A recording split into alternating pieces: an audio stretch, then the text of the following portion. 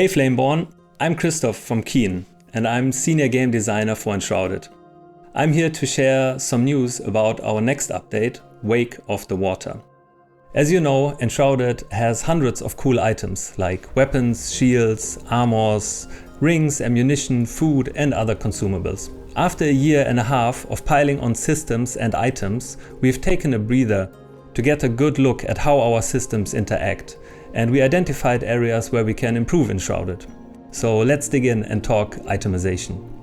First of all, we have reviewed all weapons in the game. Many weapons have names and visuals that convey a certain fantasy, a theme. But when we checked their stats, they didn't really line up in many cases. A good example of this are the ice-coated daggers, a set of daggers whose cool name and visuals imply ice damage. Currently, however, they only deal cut and pierce damage. So after our overhaul, they will now deal pierce and ice damage, along with gaining extra ice damage perks when upgrading them. And this is just one example out of many.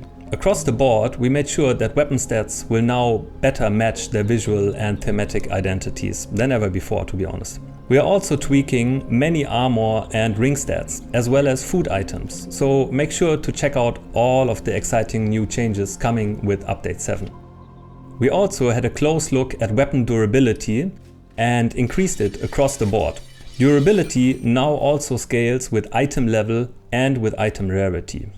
Also note that just like with previous changes to dropped items, weapons that you already acquired in the game will retain their existing stats. The new and improved stats will only apply to equipment obtained after Update 7 releases.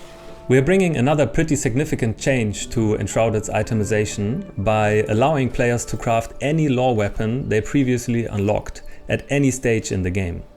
We know, for instance, that many of you love the light-emitting wailing blade that can be found in a lore questline in the early game.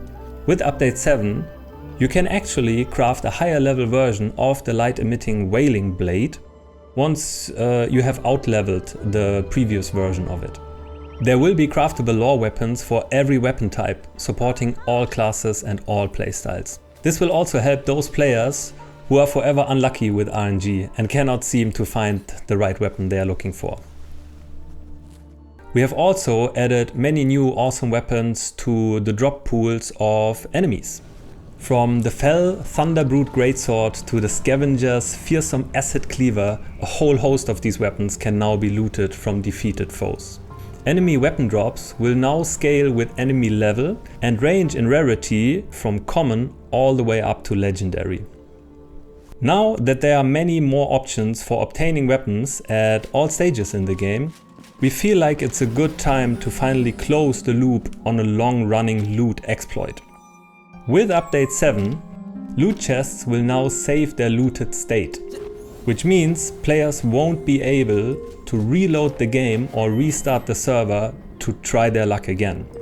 The chest content, however, will respawn eventually, just as we had originally intended.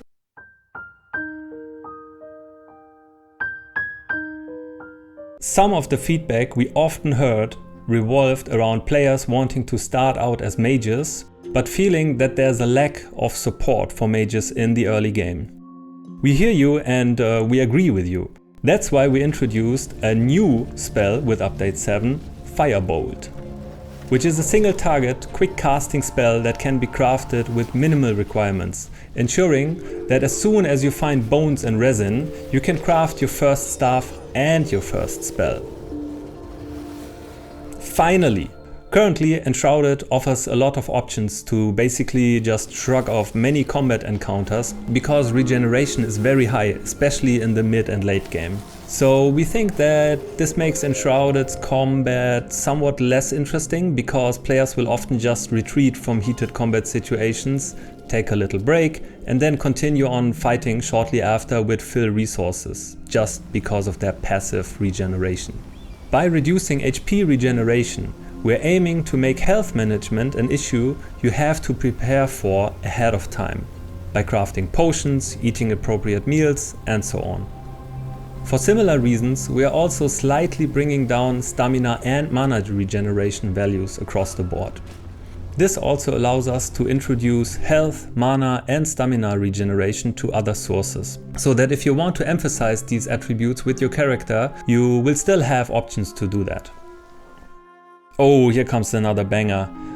Update release date! There's no update. Finally, we'd like to share some news about Enshrouded's next update, Wake of the Water. So we have tried as hard as we could to hold ourselves to our October deadline. However, we knew implementing water in the game at a satisfying level of quality in that time frame was going to be a hard challenge. We tried, but water always finds a way, and it gets like everywhere, and so do water related issues. Yeah, it's not easy. Making all of these new features work sometimes feels like trying to shoot an arrow out of the nose. All of this is to say that in order to give Wake of the Water all the polish that it needs, we are pushing back the release date by a few weeks to November 10th. Some of you who joked on our Discord about the update releasing on October 42nd were actually much closer than you thought. So yeah, we're kind of holding our promise, we guess.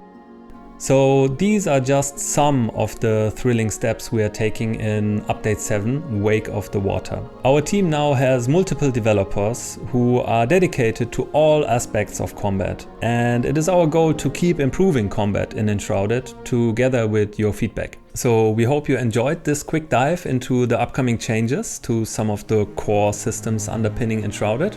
We thank you for your time, and so now it's not just water when, but maybe also new weapons when? Soon.